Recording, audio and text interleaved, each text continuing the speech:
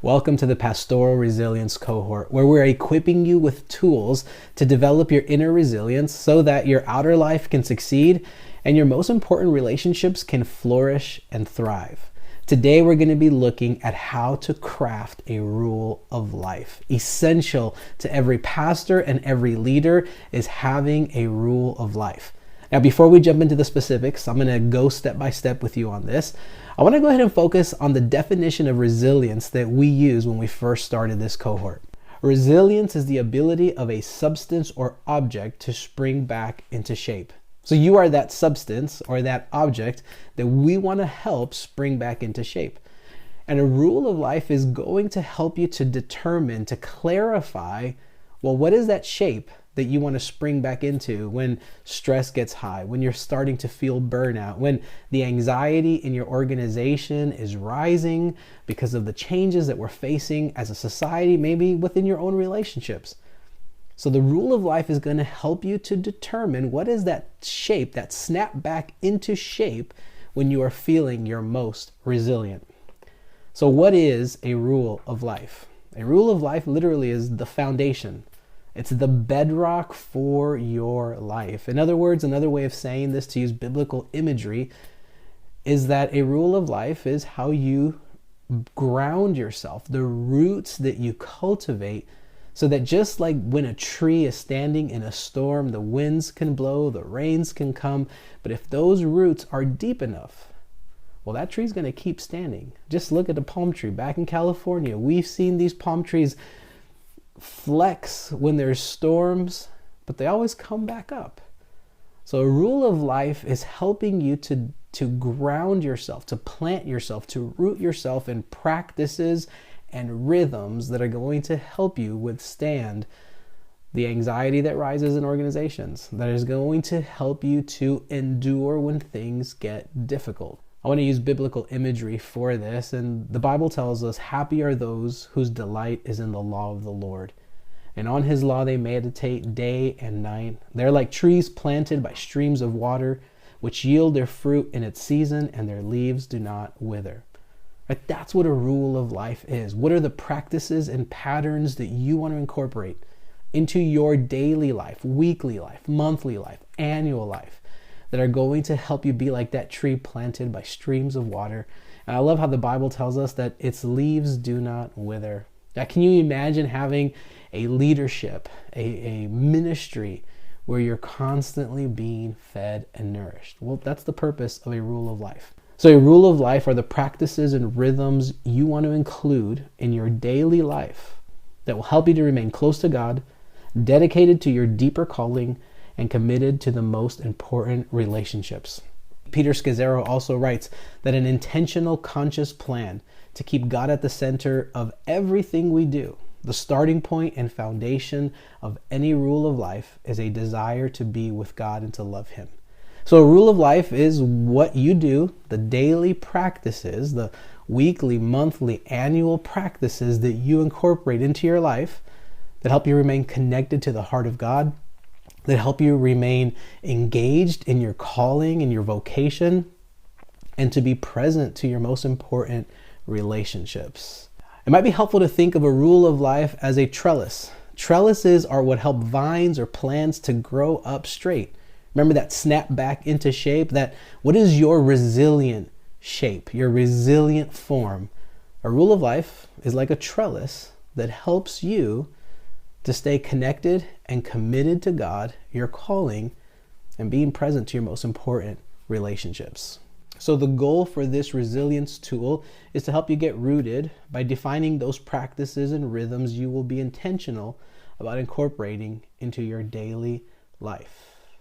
Before we jump into the specifics and the how-to of crafting a rule of life, I want to share with you a story from my own life that really helps to frame all of this and give me the right perspective as we get ready to craft this rule of life. So a couple of years ago, my wife and I went with her family to family vacation in Hilton Head, South Carolina. So it's a beach community on the East Coast. The water is warm in the Atlantic, unlike the Pacific Ocean where I'm from.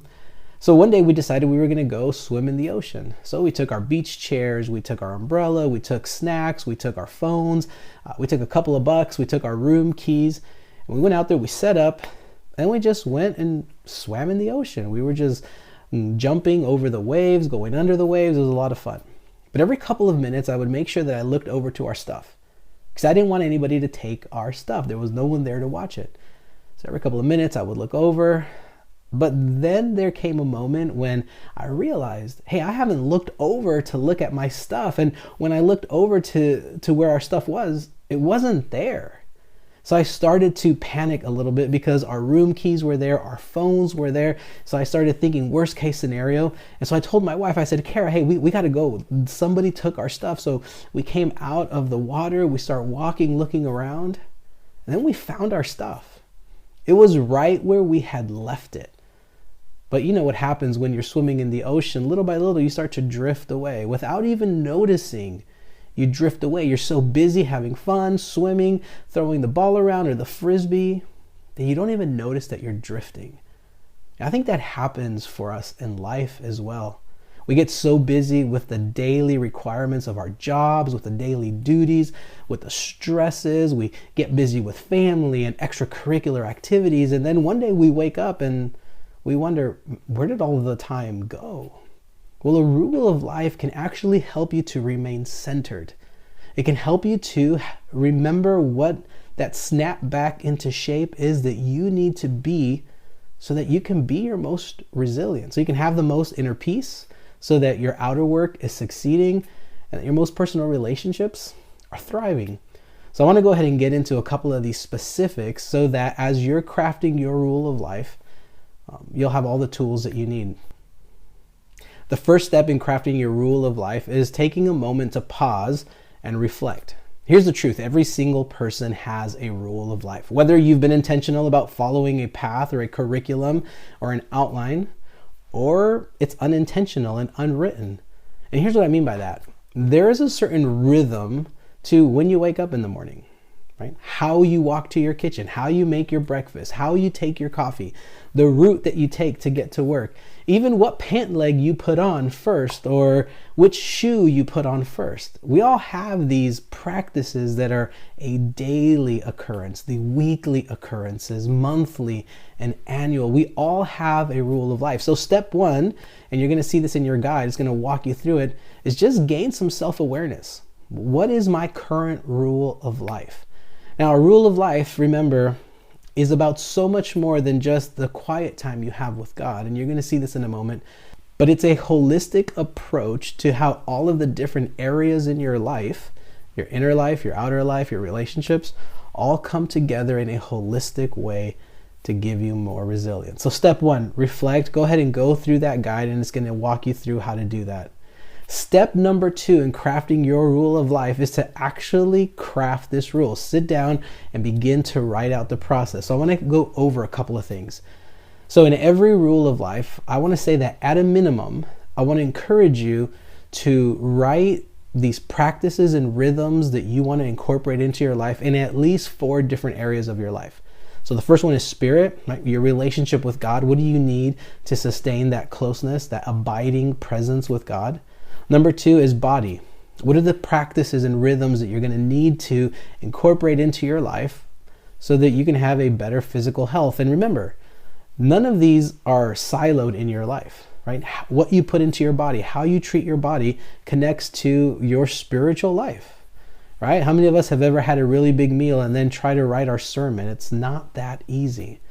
The third area that I want you to think about as well and work on is, what are the practices and rhythms that you want to incorporate into your most important relationships in your life? A lot of times we say that our families are the most important relationship in our lives, and then we sometimes neglect them because we're overworking or we have too many meetings or unexpected things happen. And then we've seen this in pastors' lives and the lives of any leader. So we end up neglecting the most important people in our lives. So we're going to be looking at that. And then the fourth area is your vocation or your calling, your work, the thing that God has called you to.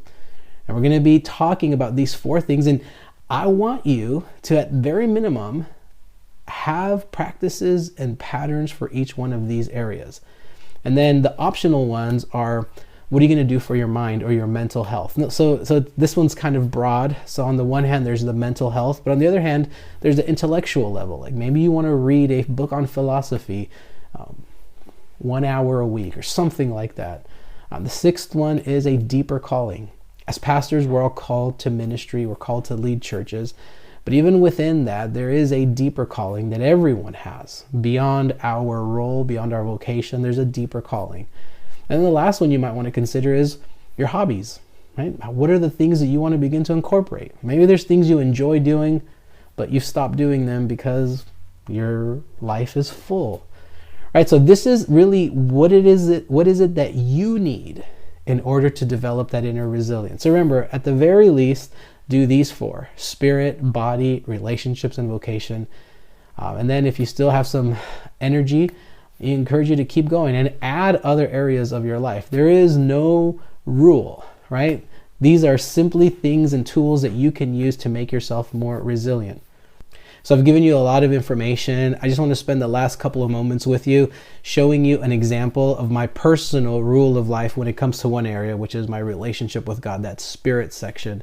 And I want to show you what that looks like, because every one of these areas that you work on, I want to invite you to do a vision statement, like what it is that you envision yourself doing and why that's important and how that connects to your whole life.